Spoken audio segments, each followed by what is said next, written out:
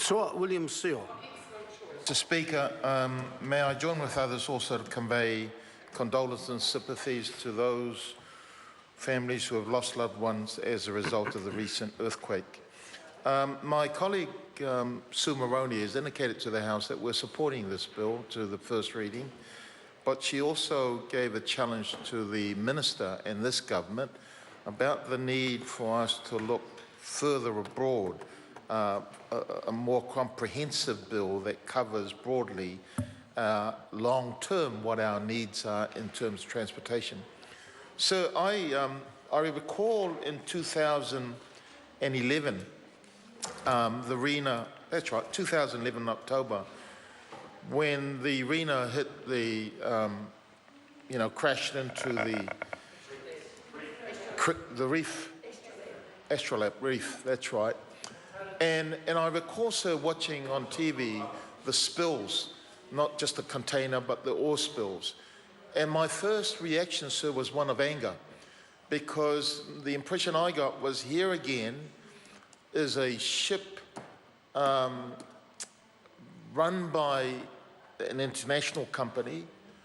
It appeared from the reports that I recall that there was a rush by the captain to get from one point to the next point, and a failure by the staff on board that ship to direct away from the reef. And as a result, it was the local community, it was the animals, the biodiversity, who suffered as a consequence of this wreckage. And I remember the reports where the locals who depended on the sea for food, who were devastated by this. And I remember also interviews saying that it was going to take such a long time for us to clean up the mess that had been caused. And I can't help but think, sir, here is another example of an economic activity that when it fails as a result of human error, it is not just the people that suffer who, through no fault of their own, face the consequences of this wreckage, but it is also the animals, it is also the biodiversity, it is also the land and the seawaters. All of that, sir, are interconnected. And if we've learned anything from the recent debates over climate change, sir, it is man-made harms that are the result of the experience that we are now experiencing throughout the world, and particularly in the Pacific region, where we're seeing that harm being caused. And often these economic activities driven by greed. So I want to lay that for the House, sir, because that was how I felt when I saw the wreckage back in 2011. And it took a long time for us to be able to get on that ship and try and recover not only the cargo, but also to ensure that the harm caused by the spillage would be contained in some way.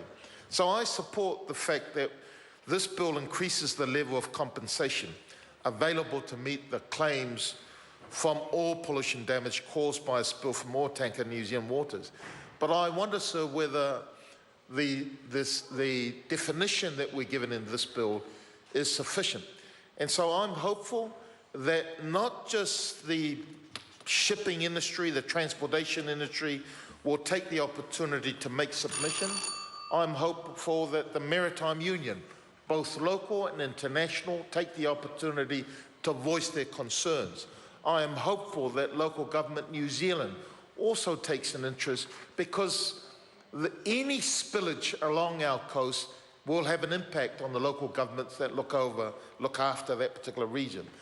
I'm also hopeful, sir, that iwi, local and throughout this country, will pick up the opportunity to spell out for our parliamentarians information their role as kaitiaki and the harm and the damage that our economic activities often is imposed on our land and our wider environment. Jonathan Young.